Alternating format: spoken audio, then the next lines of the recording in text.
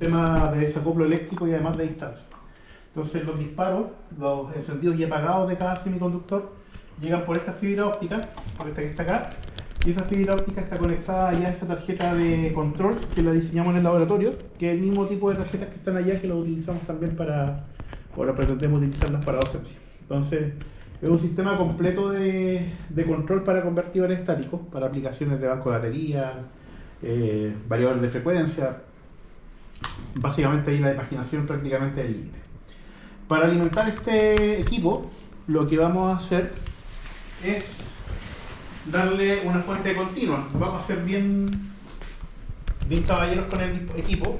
Le vamos a poner una fuente continua de 50 volts. Y para tener esa fuente continua vamos a utilizar esa fuente de laboratorio, esa fuente gris que está allá. La gracia de esa fuente es de que es una fuente para pruebas industriales, bancos de batería, motores eléctricos, etc. Entonces la estamos subutilizando para poder cuidar el equipo. Vamos a tener acá nuestro dispositivo inversor. Aquí le vamos a poner un condensador. El condensador también está en el equipo. Y acá vamos a salir a un arreglo donde vamos a tener un inductor de salida que se lo voy a mostrar. Y este arreglo tiene dos cargas resistivas.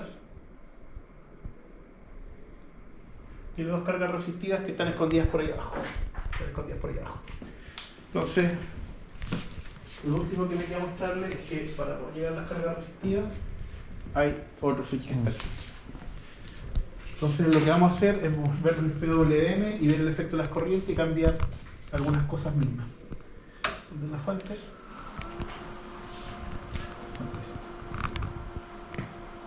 La gracia de la fuente es que tiene un montón de protección, entonces si me mando una embarrada, la fuente va a entrar en modo protección y va a evitar mandar una corriente que pueda destruirme cosas.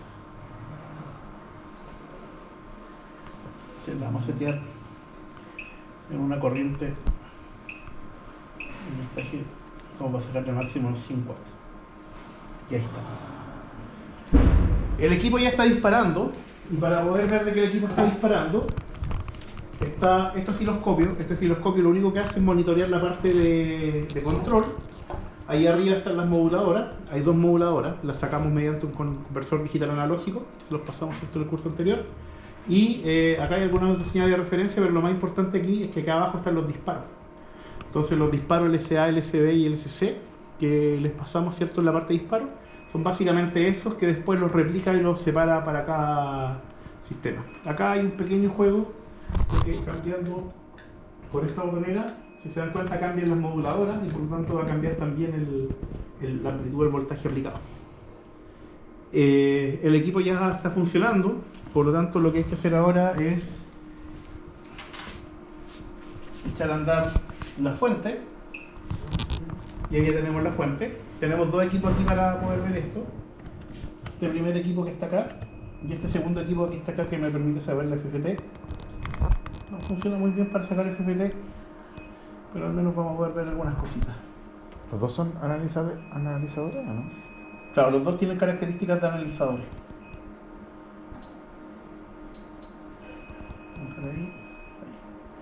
Entonces, si se dan cuenta, es el voltaje PWM, están los dos.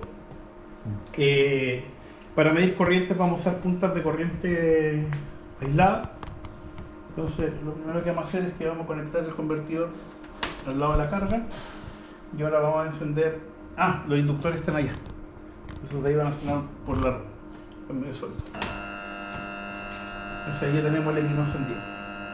Lo que tenemos acá es el voltaje entre líneas y la corriente que estamos enviando la carga. Si se dan cuenta, el voltaje es un voltaje PWM, pero la corriente es una corriente que se ve más sinusoidal, está menos distorsionada por efecto de los inductores y de la resistencia.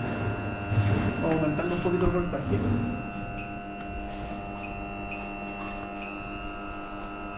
Y la corriente. Entonces ahí pueden ver el PWM, ¿cierto?, que lo vimos en simulación. Y pueden ver el nivel de corriente. Voy a poner la otra carga ahora. Y ahí pueden ver de que la corriente aumentó. Es poquita corriente si la que estamos sacando, en RMS es 1,6 amperes.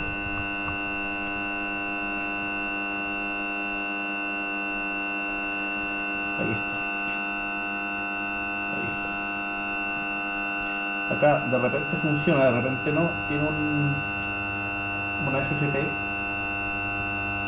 pero no siempre es tan amable. Las dos me las detectan 50, si se dan cuenta.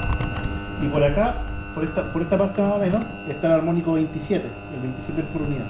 No le había comentado, pero internamente el equipo está trabajando con una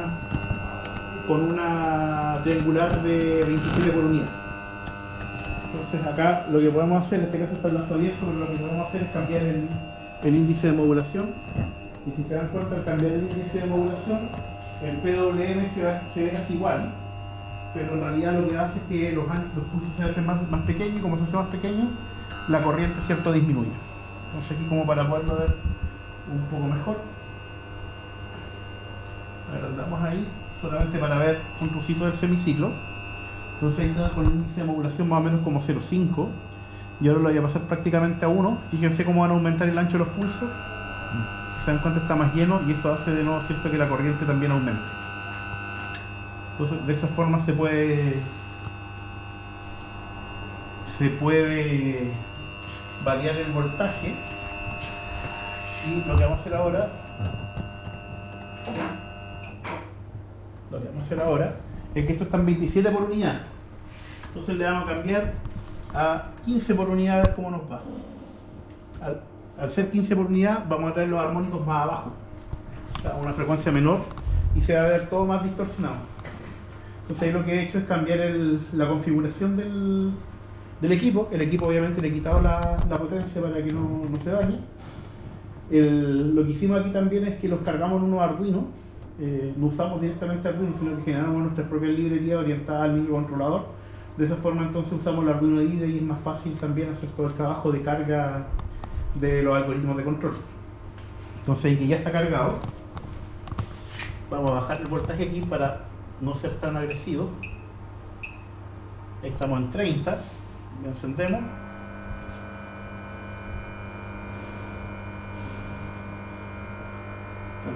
Está todo arriba, si se dan cuenta el ruido se escucha más. Y ahora al aumentar el índice de modulación se va a ver más la distorsión. Y si se dan cuenta, la corriente comparada con la anterior tiene cachitos más grandes. Entonces ahora vámonos a 60. Si se dan cuenta, la corriente aumenta la distorsión. Y si nos vamos acá en la FFT, de nuevo, cuando la chuntan en el periodo, vamos a ver que los armónicos que antes estaban por acá, ahora van a estar por acá. Ahí están. Ahí aparecieron los cachitos.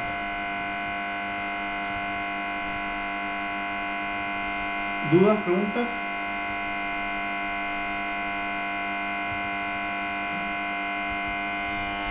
Entonces con esto que está el lazo abierto, uno ya puede implementar algoritmos de control y hacer manejo, por ejemplo, de baterías, fotovoltaicos. Y este laboratorio y el laboratorio al lado tienen equipamiento que nos permite hacer pruebas de ese tipo. Estamos siendo bien amables con el voltaje. 60 voltios, yo sé que para ustedes no es mucho, pero los electrónicos nos emocionamos.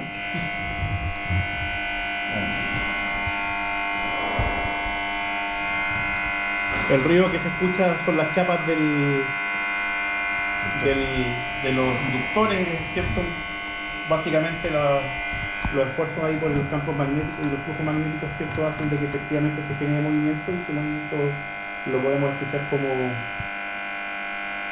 esa vibración la podemos escuchar como ruido.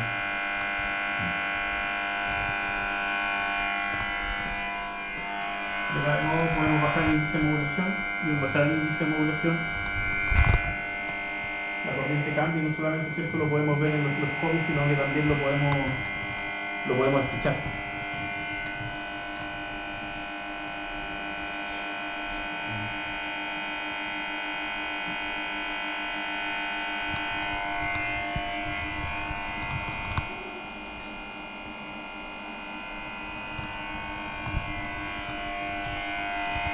¿Alguna duda? ¿Pregunta? ¿Puede analizar los armónicos? ¿Cómo? No hay que usar el software para analizar los armónicos. La verdad es que estos equipos, cuando analizan armónicos de esta forma, no lo hacen no lo hacen tan bien. Es mejor sacar la forma de onda y procesarla después usando algún otro software que confiarse tanto en estos equipos. Eso veamos ahí, si es que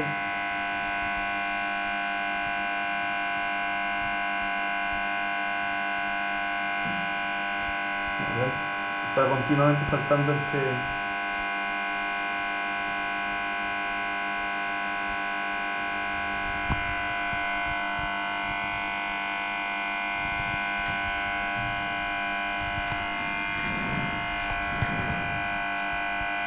Está continuamente donde no logra agarrar bien y hacer bien la sincronía.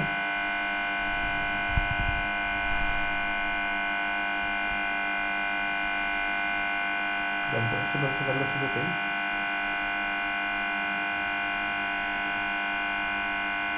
Pero tampoco se ve tan bien.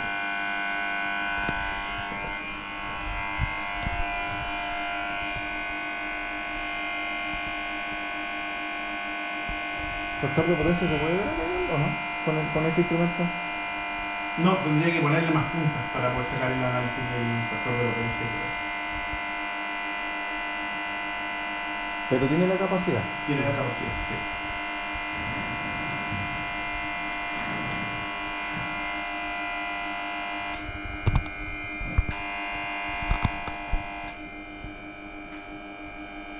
Vamos a hacer eso. Estoy cambiando el índice de modulación a los registros internos.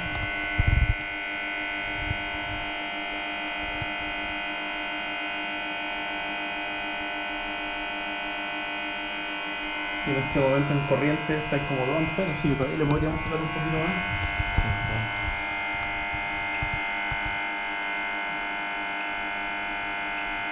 Esto lo tengo seteado en 2 amperes, entonces ahora que le ponga 90, ahora tengo más de 2 amperes. ¿Cuánto lo tengo? En 3 amperes lo tengo.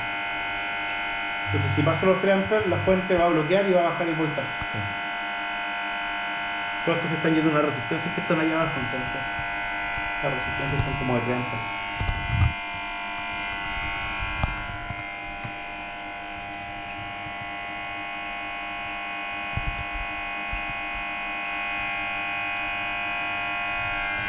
Y ahí estamos en un voltaje que es como más de prueba para Paper sobre todo, con unos 100 volts el voltaje.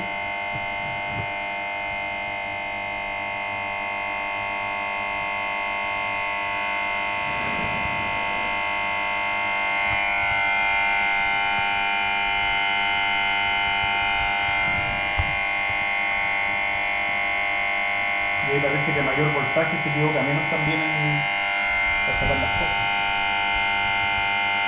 Entonces, ¿qué podemos ver aquí? El THD del voltaje está en un 60% prácticamente, bueno, un 37 debería ser. El THD de la corriente está en 7,6. 50 Hz. Y aquí uno puede ir moviendo para poder ver las componentes de frecuencia. Entonces lo vamos a poner en la componente 15 para que vean, ahí esa flechita, para que vean dónde está centrado.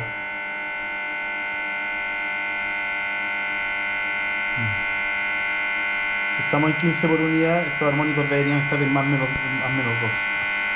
15 más menos 2, pues ahí estamos.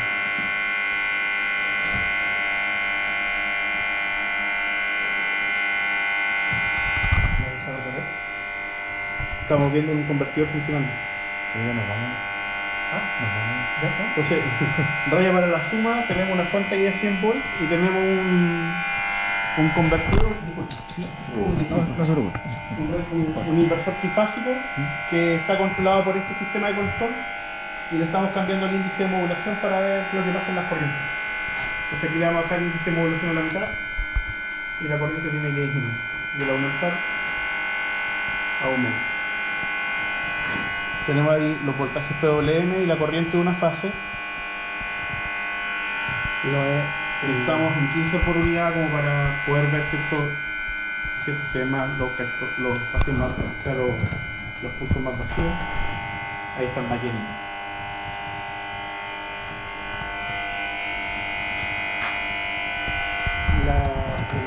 El índice de modulación no es un potenciómetro o puede ser un potenciómetro. Podría ser un potenciómetro, pero aquí yo programé dos valores con un switch para poderlo cambiar.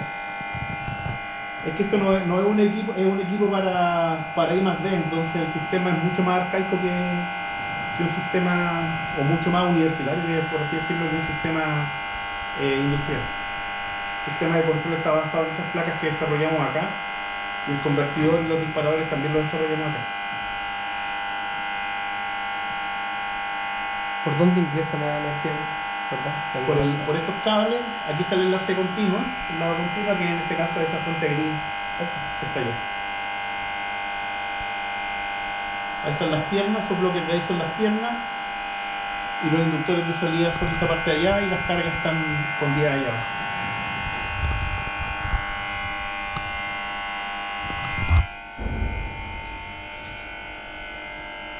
¿Son transformadores? Son potenciómetros nomás, son rheostats.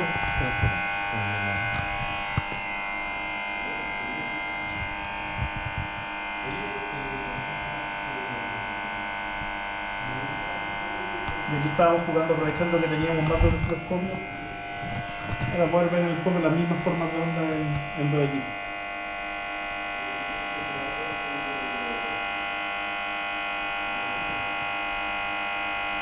Entonces, si se dan cuenta, las formas de onda que ven en el simulador son exactamente las mismas formas de onda que se tienen que obtener en el equipo. Si ustedes tuvieran un variador de frecuencia, sería ese mismo voltaje PWM y la corriente en función de lo que tengan en el lado de la carga.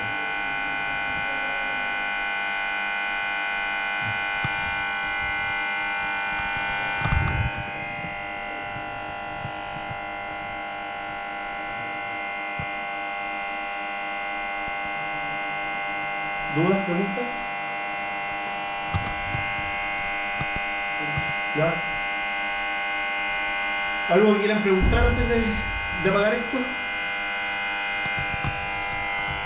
¿A qué me iré a mí? Estamos viendo un inversor trifásico alimentado de esa fuente de allá, 100 volts, PWM, señal en rojo, corriente en la carga, señal en azul. Y ahí está incorporado los dos ¿Ah? inversores, continua y continua alterno. En la parte continua lo hacemos con esa fuente, que es una fuente para probar fotovoltaico, bancos de batería y cosas así. Y con esa transforma también. Los inductores de salida, el equipo, que lo armamos nosotros, lo diseñamos nosotros, el sistema de control y sensor. Es un analizador de. Claro. Profe, ¿cómo se conectan los analizadores de red? Por preguntar, por aprender un poquito. ¿Conectar a dónde, disculpa? A la salida. Tenemos estos equipos son equipos aislados, entonces las puntas de voltaje está conectado ahí entre líneas y para medir corriente estamos utilizando estas puntas de corriente. Como las pinzas. Es 3 en línea. Estamos utilizando por fase, en este caso entre línea y una de fase.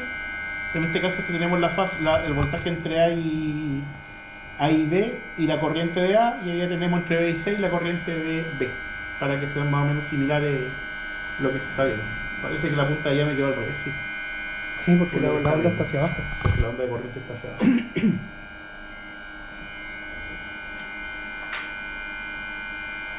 Una de las puntas me quedó al revés.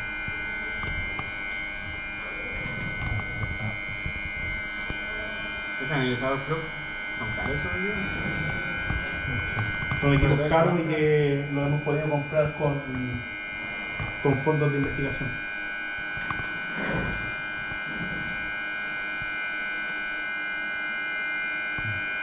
Ese específicamente para aplicaciones de electrónica de potencia. Y el de allá también, pero fue una apuesta a comprarlo. Es una marca francesa. Pareciera que funciona bien, pero uno no se acostumbra. Hace muchas cosas raras. Uno está acostumbrado a los fluques. Y la parte electrónica, la parte de control electrónica está monitoreada por el equipo que está acá. Entonces todos los pulsos de disparo se pueden observar acá.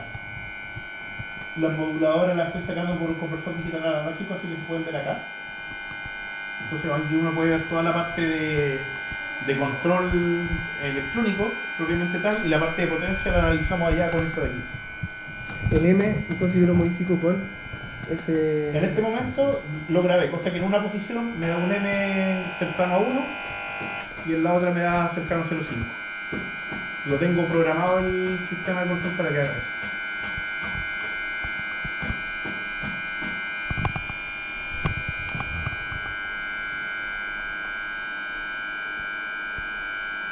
¿Y esos trabajos qué hacen ahí? Son inductores.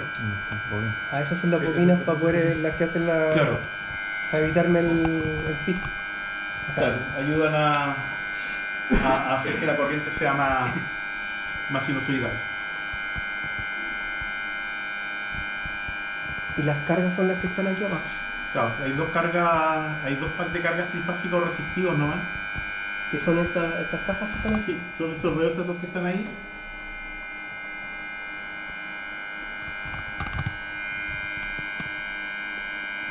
Están seteados como para tener algo donde quemar la potencia, ¿no? Y poder ver las formas de onda de voltaje y que pueda circular a partir de esa forma de onda de voltaje una corriente.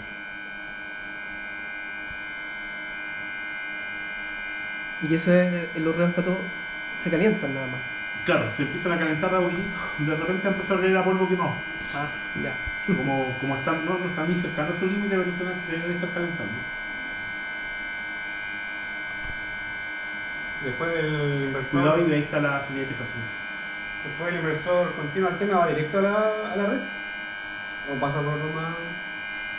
No, este no va directo a la red, se alimenta de la fuente que está allá.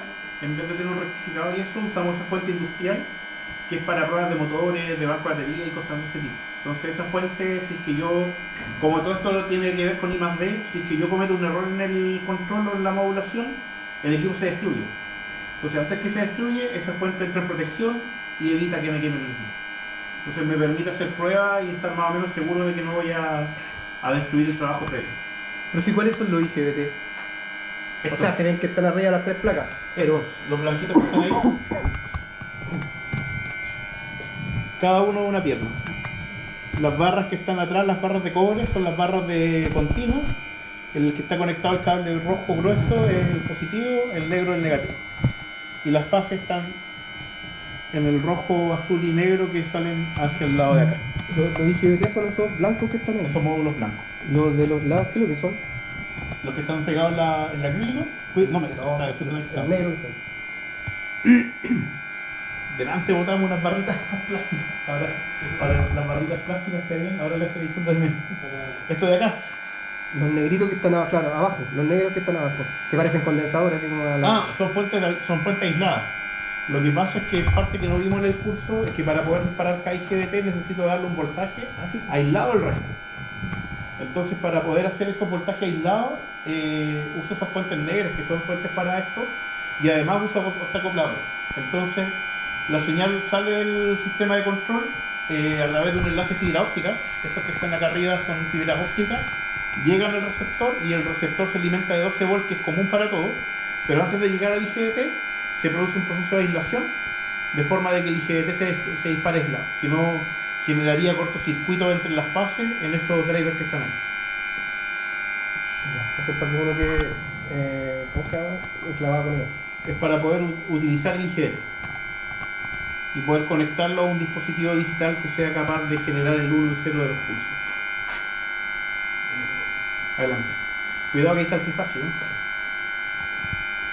Entonces las barras de continuo. O sea, ahí están llegando las barras continuas. Las dos barritas que están arriba. Claro, porque no, la esos dos parte pedazos de norte. cobre son las barras de continuo. Entonces en clase esas barras en el fondo son estos cables de arriba y de abajo. Y los IGBT están acá y cada uno de esos módulos blancos es una pierna.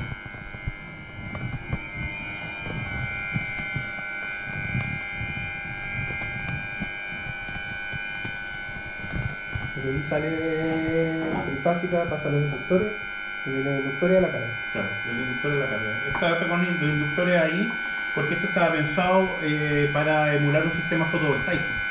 Entonces la fuente que está allá tiene la capacidad en que tú le dices tanto arreglo de paneles fotovoltaicos con esta irradiancia, con esta temperatura y te genera la curva de potencia del panel.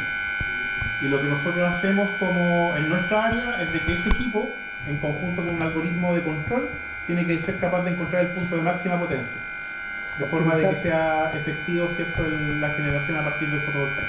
Para optimizar lo que más se pueda. Claro, para sacar la mayor cantidad de potencia que se pueda del panel bajo esas condiciones. Y son condiciones cambiantes, cambia por la irradiancia, temperatura. Por la... Incluso si pasa una nube Por la sobre un hora. arreglo, se generan distintos puntos máximos que también hay que discriminar. Esa es la curva de Ure. ¿Cómo? La curva de Ure que le dicen que es una... Es una que es como... Sí. Entonces esa es una de las cosas que se supone que deberíamos estar haciendo porque no lo hemos hecho. Pero haber sacado ya esos algoritmos de control y con el inversor inyectando la red. Y el equipo es exactamente el mismo después, pero cambian los algoritmos para el sistema de banco de batería. Pero Entonces- esos algoritmos de control son en el fondo... Primero se estudia el problema, se simula en el computador, igual como ustedes usan PSIM, y después se escribe un algoritmo matemático en C típicamente y se carga en un microcontrolador. Se carga en la tarjeta que está acá. Y después se prueba. Y para poder generar las condiciones de prueba, tenemos esos emuladores. Y el voltaje que le coloca con eso, profe, ese voltaje es para hacer conducir o no conducir al IGBT. ¿Cuál voltaje? Las fuentecitas negras que tiene. Claro, el IGBT se dispara con un voltaje sobre 3,5 volts, ¿ya? Y se apaga, se corta cuando uno le aplica un voltaje cero. Entonces, esos pulsos son los pulsos que están acá y que ustedes también tienen que generar en la tarea. ¿Ya? En la tarea ustedes tienen que darle el disparo a cada IGBT, ¿cierto? Saliendo de los comparadores y llegando después con un driver al IGBT. Todo eso, la parte de lógica, la parte donde está la sinusoidal con la triangular, está ocurriendo en el microcontrolador. Y la salida de las señales al IGBT está saliendo por la fibra óptica. ¿Ya? Llega por fibra óptica. Y ahí hay otro proceso que les comentaba, ¿cierto? Que PSIM como que pide un triangulito para poder disparar las cosas. Ya, básicamente ese triangulito vendría a ser esta placa que está acá. Entonces la Eso, señal... Dime. en el analizador de red, en el variador de frecuencia, se da con la misma... Viene todo integrado, no viene, depende, hay equipos que tienen enlaces de fibra óptica, pero en general viene todo En el mismo equipo. todo en el mismo equipo, claro. Pero como viene todo en el mismo equipo, cuesta más repararlo, se pueden reparar, pero tú no lo puedes intervenir. Entonces estás obligado en el fondo a hacer lo que el fabricante te deja hacer en función de lo que tú le hayas pagado. Como nosotros tenemos que hacer I+D, necesitamos el equipo totalmente abierto para poder hacer lo que queramos. ¿Y esa señal de continua de dónde la saca, profe? ¿Cuál señal O de sea, continua? Para poder alimentar las fuentes. Ahí atrás hay unas fuentes de alimentación que para estos casos utilizamos unas fuentes de estas de gabinete hace algunos años. Voy a bajar el voltaje.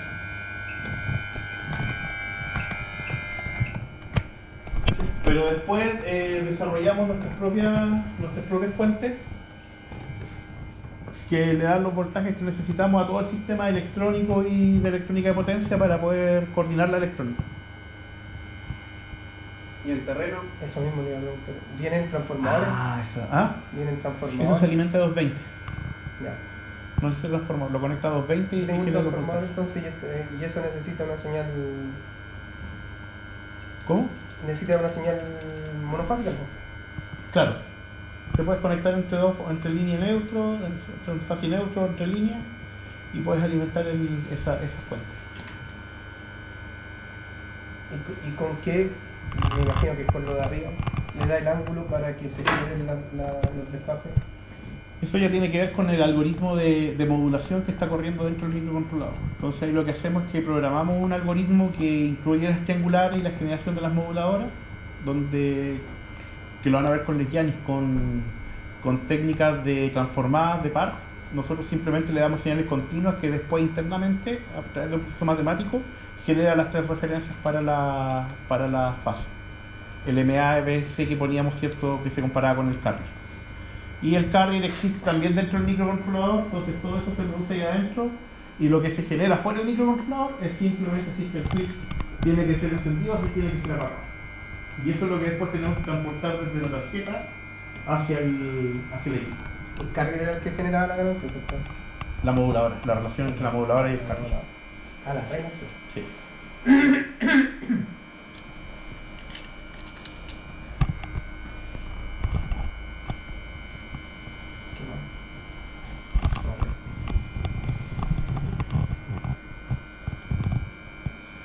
Entonces, este laboratorio lo fundamos en base a proyectos de investigación en la parte de I+D, porque la gracia de acá es que desarrollamos y pensamos y comemos. Y en el laboratorio al lado que les voy a presentar tenemos todo un sistema para hacer pruebas eléctricas. Entonces, que están viendo de que tiene cierto una fuente que está alimentando un convertidor, pero al lado tenemos para emular una red completa de baja tensión. También con emuladores. Entonces, si es que llega a haber una embarrada por sincronías, por cortocircuito, son estos emuladores los que nos protegen los desarrollos. Y nosotros como desarrolladores e investigadores, ¿qué tenemos que hacer? La topología, el sistema de control, validar de que funcione y eventualmente avanzar hacia la parte de housing, que es meter el equipo en una caja, como la que nos llevó ahí, y poderla llevar a industria. Entonces, eso sería nuestro último fin, pero por supuesto todavía estamos lejos. O sea, la idea es generar variadores de frecuencia. No variadores de frecuencia propiamente tal, porque los variadores son más maduros, pero sí, por ejemplo, sistemas de inyección fotovoltaica, cargadores de batería, sistemas de filtro activo, que algunas también se los comenté. De hecho, al lado hay un filtro activo que estuvo funcionando y nos echamos una fuerte con él hace una semana, pero que se los podría mostrar funcionando de aquí a final de semestre. Profe, Debería estar ahí está funcionando. midiendo los lados de DC, ¿no? ¿Cómo? ¿DC está midiendo? No, estoy midiendo el lado de alterna, voltaje entre líneas, corriente de fase. ¿Y allá igual? También son las mismas señales para mostrarle en el fondo de que... ¿Y por qué se ven con tiempos distintos? O sea, se ve uno que se mueve o no, sí. porque está más brillado este. Para poder hacer de que esto quede fijo hay que mover un trigger, que es esa cosa que cuando la señal pilla ahí, se quede fija. Ahí está. Pero eso de uso osciloscopio. Que tampoco es tan simple, o sea, es más o menos simple, pero Aquí saber operar un osciloscopio ¿amplificó la señal? la amplifiqué un poco para que el trigger la pudiera pillar mejor. Me faltó la piedra. Hay dos temas, una y dos. Ah, está tomando. Hay dos corrientes, ¿no? Tiene razón, tiene muy bueno. Acabamos de descubrir que ese equipo además se puede conectar por red. Entonces acá, por ejemplo, podemos ver las formas de onda en el computador. Está bueno para hacer clases. Mientras jugaba con él dije, parece que se puede conectar a internet. Está conectado por wifi. Entonces, en rigor uno podría estar arriba en la clase y mostrar formas de onda. Claro que dejar un equipo desatendido es peligroso. Lo que hemos hecho también es pasar a la etapa de housing. Entonces lo que ven acá Sí, nosotros lo desarrollamos con los diseñadores industriales, lo imprimimos en 3D. La gracia es poder después enviarlo a China y que lo fabriquen mejor, sí, que tenemos fondos. a escala. Pero con eso ya tenemos 6 equipos por los cuales se pueden entrenar ingenieros en la parte de control digital sobre un escritorio, sobre un mesón de trabajo, en el fondo incluso lo hemos llevado a la casa. Y después, cuando hay que trabajar con el inversor, es el mismo sistema, entonces básicamente es un paso más agregarle el... ¿Y qué está emulando? inversor. Está emulando ¿Qué emulan eso? ¿Ah? ¿Qué es lo que emulan? No, ahí ya va el sistema de control completo. Entonces, si lo quieres aprender a programar, Eso. claro. Estas son las primeras versiones. Las primeras versiones las poníamos sobre acrílico porque no las teníamos encapsuladas. Hasta este proyecto no tuvimos la oportunidad de hacer un diseño de ese tipo. No teníamos tampoco el feeling. Cuando lo trabajamos con los diseñadores industriales, si se dan cuenta, abajo hay una fuente, hay una placa blanca. Entonces esa placa alimenta también esta otra. Entonces todas esas fuentecitas y la fuente que te pasé están todas embebidas en el mismo equipo. Entonces uno se lleva un solo equipo, se entrena con el equipo y después estos equipos acá están integrados. Cuando vayamos al lado se los voy a mostrar cómo están integrados a otro equipo. Entonces uno podría rápidamente, supone, poder pasar de una etapa de escritorio, por así decirlo, O sea, en la yo- comodidad de la casa a un convertidor. La emulación la haría en un PC, por lo que te entiendo, ¿no? No se emula. Si eso está corriendo en tiempo real el procesador y está controlando el convertidor. Esto no es simulación. Ahí te falta la placa azul. Por eso. ¿Pero qué es un inversor? Eso es un sistema de control. El control que tiene. Es como el que maneja el M y el... Sí. Voy a apagar esto. Descargue. Y voy a apagar los puntos también. Se apaga ahí.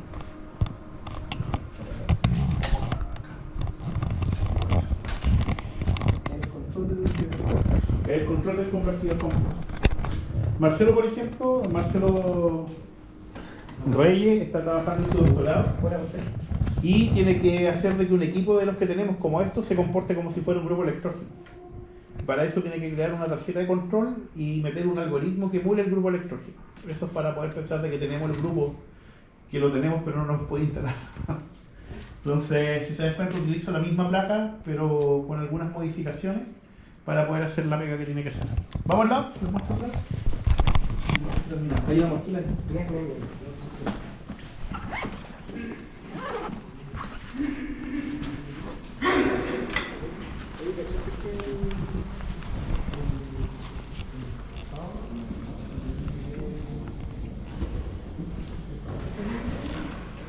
vamos. Entonces, esta parte de acá, el laboratorio de pruebas eléctricas, se utiliza también como sala de clases de repente. La puedes dejar ahí para que no quede suelto. Y tiene distintos desarrollos. Esta parte de acá se utiliza como sala y el resto se utiliza para desarrollo. Los equipos que están ahí arriba son equipos que ya tienen el sistema de control con los inversores. Entonces, el mismo equipo que ustedes vieron separado, ¿cierto? Una parte de arriba y una parte de abajo, en este mismo proyecto con los diseños industriales lo metimos todo en este formato, que si bien tampoco es industrial, ya nos permite tener varios equipos, y hay 4 funcionando, y poder escalarlos rápidamente. Tenemos esos 4 y ya tenemos 4 más que tenemos para terminar de armar. Y con eso ya se puede formar una microred. Entonces uno puede tener varios sistemas fotovoltaicos, varios sistemas de batería, el grupo electrógeno que está emulando Marcelo, y hacer todo eso como si funcionara en una red eléctrica, pero no en simulación, sino que en red. Entonces este laboratorio da esas condiciones. La fuente que está allá, esa broma, esto que parece un refrigerador, no un refrigerador, es un emulador de redes eléctricas y tiene la gracia de que uno le puede programar el voltaje y genera voltajes con fallas, con distorsiones, con flicker, con ese tipo de cosas. Entonces, ante ese tipo de cosas, nuestros equipos tienen que sobrevivir. También tiene la posibilidad de funcionar como carga, y cuando uno la hace funcionar como carga, setea la potencia, la potencia activa, la potencia reactiva, la distorsión, y también cierto el equipo emula como si fuera un equipo industrial. La idea de eso es de que uno puede ir a terreno, por ejemplo, de un equipo, una CPC, por ejemplo, un equipo robótico, sacar el perfil de potencia, es decir, en su jornada de trabajo, esta es la potencia que consume, y venirse al laboratorio, cargarlo en el equipo y después poner alternativas de otro tipo de generación o de protecciones para evitar, ¿cierto?, de que fallas de voltaje o perturbaciones puedan dañar equipos sensibles. ¿Qué más hay por allá? Allá hay equipos viejos del primer Fondesit, que esa era la forma en que construíamos antes. Si se dan cuenta, era mucho más arcaico, mucho más desordenado todo, pero son equipos que nos permitieron sacar publicaciones, que nos permitieron ganar los proyectos. El equipo de allá, el que está al fondo, es un STATCOM, es un compensador de armónicos y de potencia reactiva pero activo. Es decir, el equipo está continuamente sensando la red eléctrica, detecta cuántos reactivos y qué armónicos existen y inyecta los mismos pero en cuarta fase. Entonces con eso se puede hacer mejorar la calidad de las corrientes que uno está consumiendo, ¿cierto?, evitando las multas y de una forma controlada, sin poner bancos de condensadores que terminan resonando o que se terminan quemando. ¿Ya está en qué potencia es ese motor? No, eso está en 10 kilowatts. ¿Cómo vas a hacer la Baja. Sí, es para poder hacer las pruebas de concepto. Es igual, ¿es igual? Sí, esos son los mismos que están allá. Es que la idea del equipo es que no se utilice expuesto, sino que tenga una varita. Entonces uno lo setea porque se puede setear con unos jumpers, algunas ganadas, y algunas condiciones, y después simplemente le pone la tapa y no lo debería tener que volver a abrir. O sea, nunca más, a menos que se dañe. Y por el lado de acá hay otro desarrollo. Por ejemplo, en el lado de ahí hay un dashboard que hizo Marcelo también, y que la idea es poder recoger mediciones de distintos de estos tipos de estos equipos que estén disponibles y que reporten lo que está pasando con la frecuencia, con la potencia que están inyectando y otros problemas que pueden estar observando. Entonces todos esos equipos que están no se ven, pero están conectados en red, en una red CAN que es la misma que se utiliza en los automóviles, y le están reportando un servidor que armó Marcelo y que se está presentando en la pantallita que está ahí.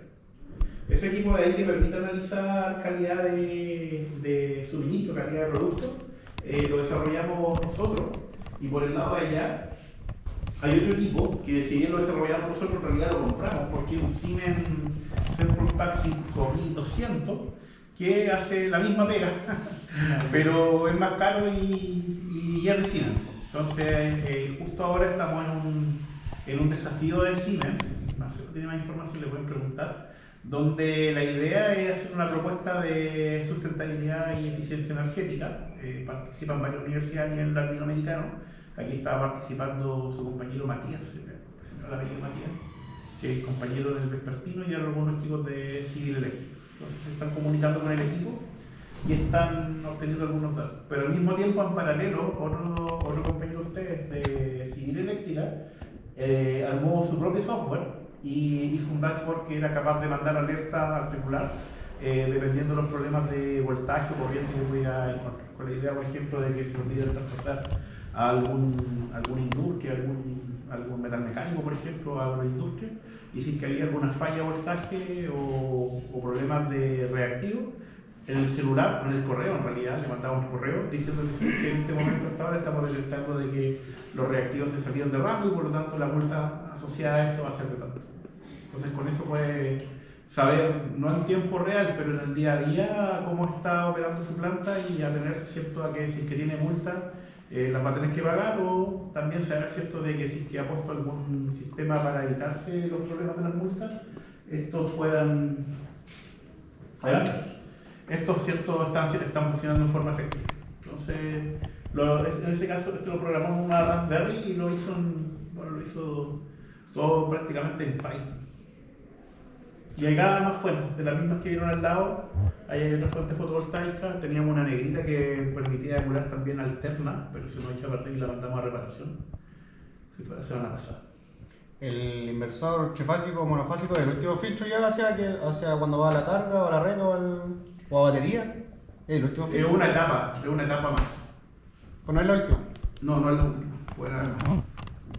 Dependiendo de cada caso. Dependiendo de la estrategia que hayan tomado para poder inyectar.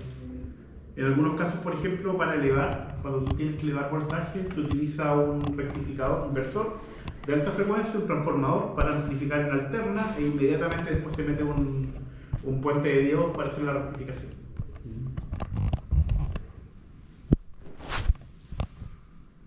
¿Qué más? La mayoría de las cosas que están aquí las hemos desarrollado nosotros, estamos contribuyendo a nivel técnico y tecnológico para el país incluso. Y esta sala de nuevo, como les decía, sirve para hacer clases de repente, para hacer demos. Atendemos a alumnos de aquí de pregrado, de primero, las clases de magíster también de repente las hacemos acá. ¿El Kyogi es ya? Sí. ¿Cómo? ¿El Kyogi? Ese es un analizador de caliza. Ese es más completo que los que están al lado, pero no muestra tan bien las formas de onda. Profe, acá Como no, para adquirir datos y llevárselo a la casa. acá no calibran equipos. No hemos llegado a eso. Queremos llegar a dar certificaciones de armónico y de algunos estándares, y de hecho hemos hecho pruebas con inversores. Aquí hay un inversor que nos pasó un cuidado, que nos preguntó si podíamos validar las certificaciones que pide la SEC para poder meter este tipo de equipo en un grid.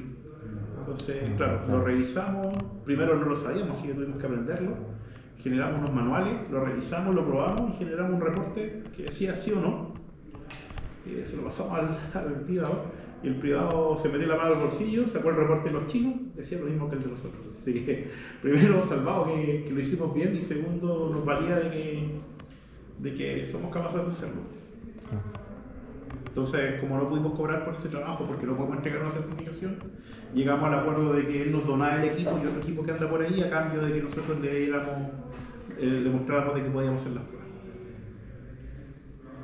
Y este equipo, que es un gestor de energía porque puede conectar baterías fotovoltaicas con la red eléctrica y la carga, lo usamos para hacer demos. Entonces, cuando vienen alumnos o vienen visitas, no va a joder porque se me ha hecho perder la fuente con la que funcionaba, lo echamos a andar y mostramos cómo va traqueando el punto de máxima potencia fotovoltaico, cómo va gestionando las baterías, y lo podemos ver todo esto porque nuestros emuladores se comportan como sistemas fotovoltaicos, como sistemas de alquiler.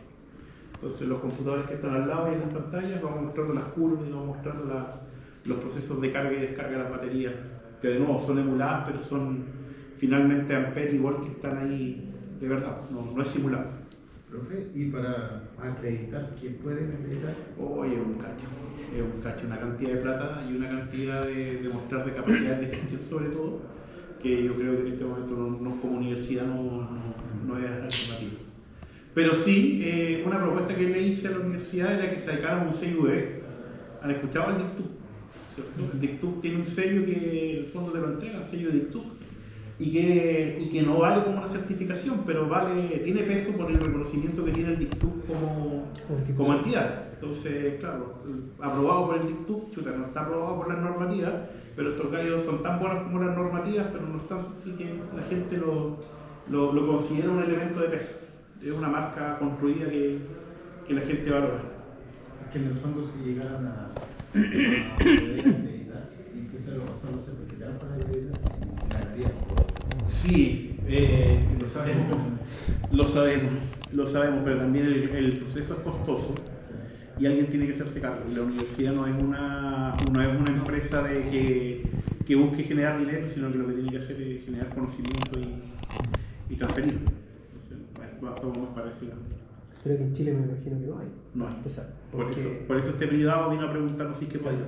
Porque en Chile no existen, para empezar, nunca se certifican ensayos de este calibre.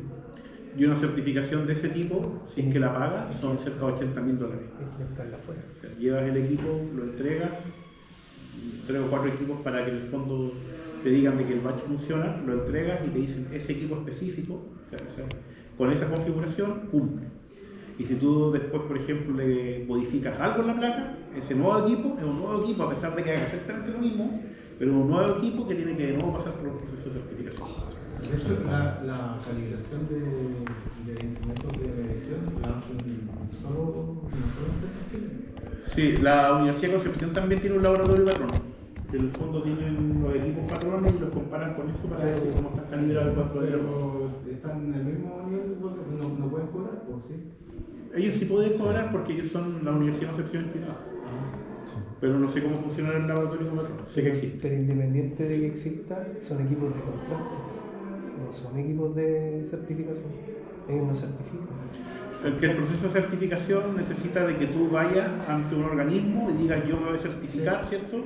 Para poder dar esto. E incluye no solamente de que tú tengas el equipo y lo sepas cómo hacer, sino que también las capacidades de gestión, de que puedas hacer la repetitividad, de que tengas todo ordenado con la documentación, de que tengas gente idónea. Entonces, en un laboratorio como este que lo manejo entre alumnos, otros colegas y yo, no da. Que yo lo digo porque, por ejemplo, esos gallos que se dedican a hacer puesta a tierra, los que hacen tierra, utilizan